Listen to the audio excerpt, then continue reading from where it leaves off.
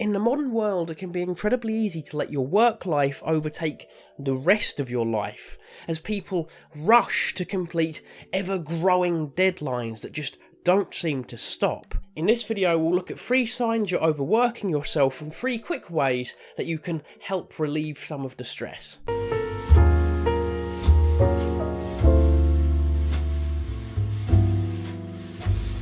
Sign 1. Lack of energy. Now this one seems pretty obvious, I know, but it's a very broad term. You could find yourself simply with a lack of energy and just collapsing into your bed the second you get home, or you could be falling asleep at your desk when you see the next pile of assignments slam down next to you. This isn't always simply a lack of energy. On the rare occasions that your friends and family manage to drag you out to a social event, you just simply find yourself there. You can't really engage with what's going on around you because you feel guilty that you're not working. You may even begin to feel anxious that you're falling behind on work. That leads us in to sign 2, difficulty disengaging from work. As alluded to in a previous section, you can sometimes find yourself struggling to disengage from work, and when you do get limited free time, you feel guilty or even anxious at the fact that you're not currently working. Now obviously, this isn't healthy behaviour. Worse than this is you actually end up bringing work outside of work, losing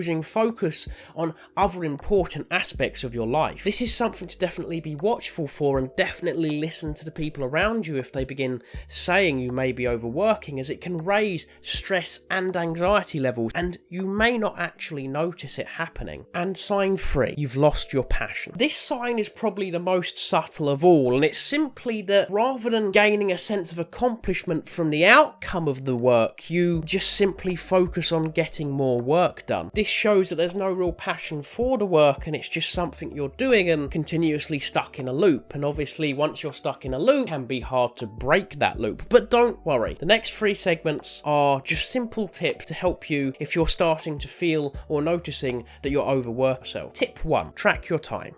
Simply track your tasks and how much time you take on each task, because this is the easiest way to begin the overworking cycle. On top of this, also track how many tasks you have. If you have 60 tasks to do in a day, maybe see if you can get a colleague to help you out with them, or perhaps spread them out over 2 or 3 days instead. Remember, it is incredibly important not to overload yourself. Tip 2. Try and find time to relax. Now, this one may seem null and void, as we've just been talking about how you may not notice that you're overworking yourself and you're finding it hard to disengage from work. But this is more of a self-exploration. It's about finding things that help you to disengage, such as meditation, ASMR, simply sitting down to watch an old YouTube video you watched in your late teens. Another way that we've commonly spoken about on our blog and on this YouTube channel is doodling. Doodling is something that anyone can do and anyone can draw, and it's a brilliant way to connect with your inner child. The task allows you to